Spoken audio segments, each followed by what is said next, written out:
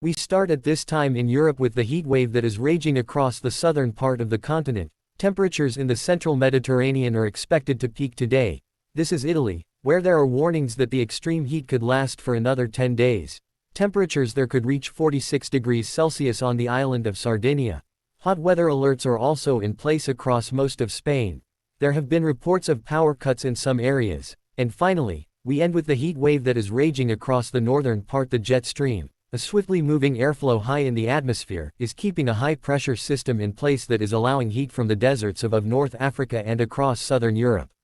Some of the temperatures we've been experiencing this week in southern Europe are almost 10 degrees above normal because the entire distribution of temperatures has been skewed. What's so extraordinary is that we've got three very similar anticyclones. If you describe the high-pressure system over Europe, we've got very similar anticyclones.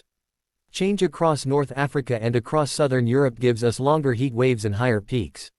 Over America and over China as well, setting records for the northern hemisphere's three continents. I have to say that we can expect even hotter temperatures the following year, although it won't be as hot as this one because of an El Niño, a warming phenomenon. At the beginning of the year, scientists would predict that this year would be warm and that it would be El Niño, a phenomenon of the tropical Pacific, delivers an extra blast and puncture heat to the global system. It only amounts to an extra 0.2 degrees Celsius on average, but that is enough to push temperatures back up a little further into record levels that started this year.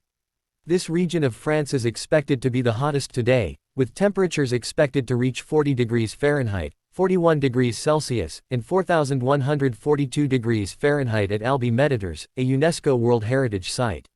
Of course, it gets hot down here in the summer, but what we're noticing more and more of lately are these peaks of 40 degrees on a regular basis, and climatologists who have been researching this area in Bordeaux claim that they will have temperatures here comparable to North Africa, Algeria. In Las Vegas, where regularly high temperatures are showing no signs of abating, temperatures are climbing 2 to 3 degrees. Iran and Algiers in less than 20 years unless anything is done about this climate change.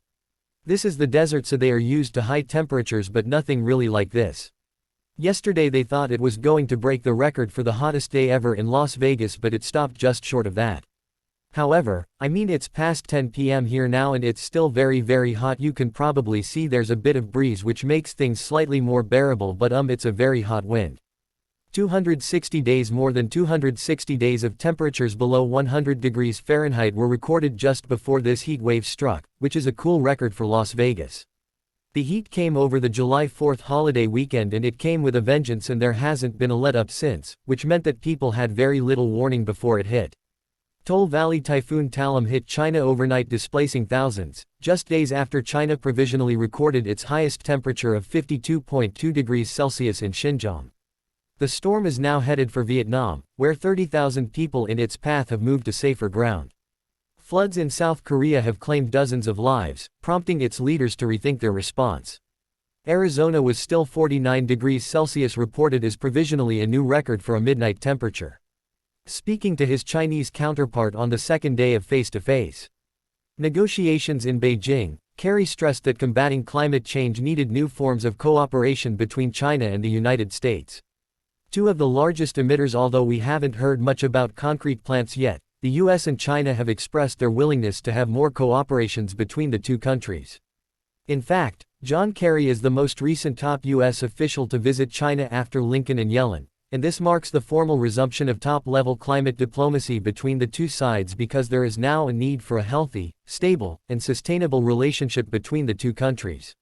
According to John Kerry, the two nations should put aside their diplomatic disputes and work together more to address climate change. China accused the US of, not cutting its own greenhouse emissions, and the fact that China is still a developing nation with historical emissions that remain significantly lower proportionately to that of the US means there are still disagreements, but it's a start for the two countries to cooperate. In terms of carbon emissions per capita, China is lower than the US. However, the US is hoping that China concrete curb is immersion, particularly from coal as well as methane, and we anticipate more partnerships and the development of more detailed strategies.